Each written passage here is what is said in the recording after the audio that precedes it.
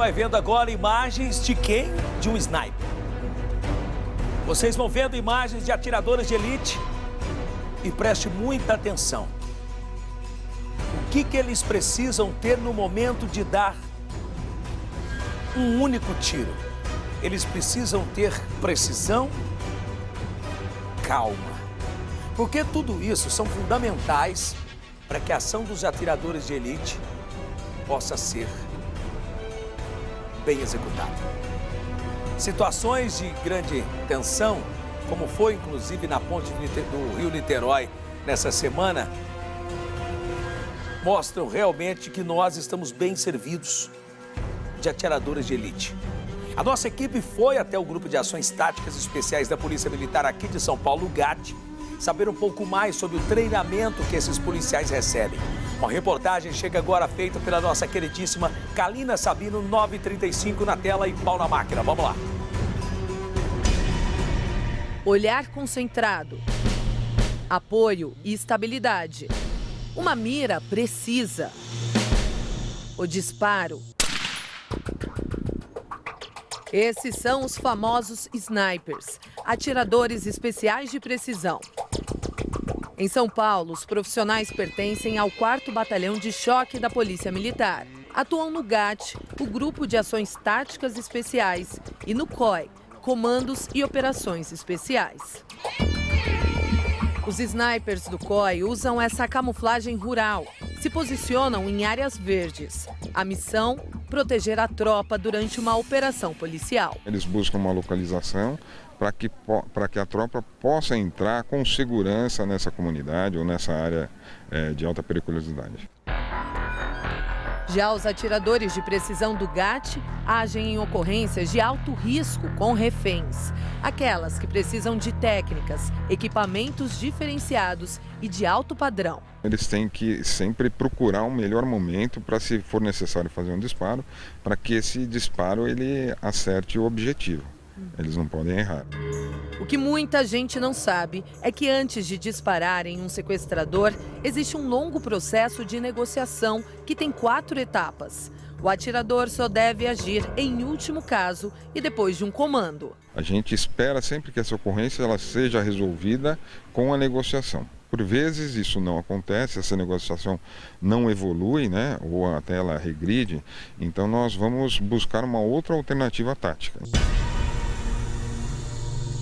Vocês viram que os snipers do COI, eles se camuflam em meio rural, em meio à vegetação. E agora os snipers do GAT, que normalmente agem em ambiente urbano, eles se adaptam, né, à situação. Por exemplo, vocês imaginariam que aqui, dentro dessa viatura, olha só, tem um atirador?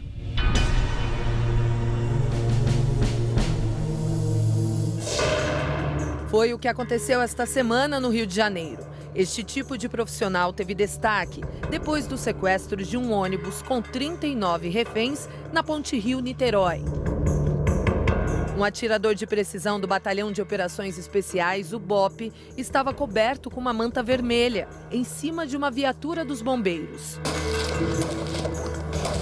Ele disparou e matou o criminoso William Augusto da Silva, de 20 anos.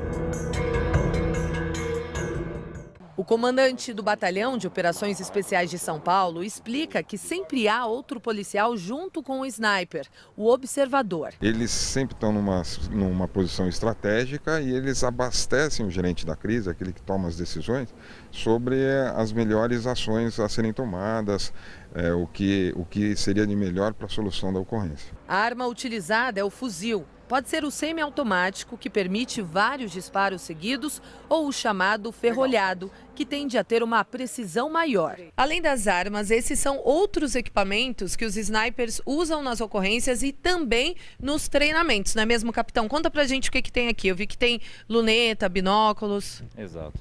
Todos os equipamentos são utilizados, como você mesmo falou, em ocorrências e em treinamentos. Então a gente tem alguns equipamentos principais aqui. Então se a gente observar aqui, por exemplo, é uma luneta de spotagem. Essa luneta ela é aquela utilizada pelo observador. Então a gente viu nas imagens anteriores que tinha um cara que ficava do lado com uma luneta ou com um binóculo. Esse é o spotter, o observador. Ele vai sempre observar, verificar o ponto de impacto, verificar como que está lá. E ele tem uma visão maior do que o próprio atirador. O telêmetro ele vai servir para medir a distância. Então o nosso atirador, quando ele se posiciona, o primeiro ponto que ele tem que saber é qual distância ele está do alvo do agressor. Então ele utiliza isso daí, que é soltar um feixe laser, que ele retorna com a distância exata. Agora, o que eu achei curioso, que para eles treinarem os tiros, né, porque os snipers do GAT, eles têm vários obstáculos no caminho. Por exemplo, uma janela. E aqui vocês simularam uma, né, olha só. Exatamente. Para todo treinamento, a gente tem que aproximar o máximo possível da realidade. Então essa é uma janela, essa aqui é a primeira fase da janela. Então se a gente observar, ela vai ser de madeira, com papelão, que é para mostrar justamente que qualquer resvalo, qualquer momento em que o projétil atinge, ele muda a trajetória.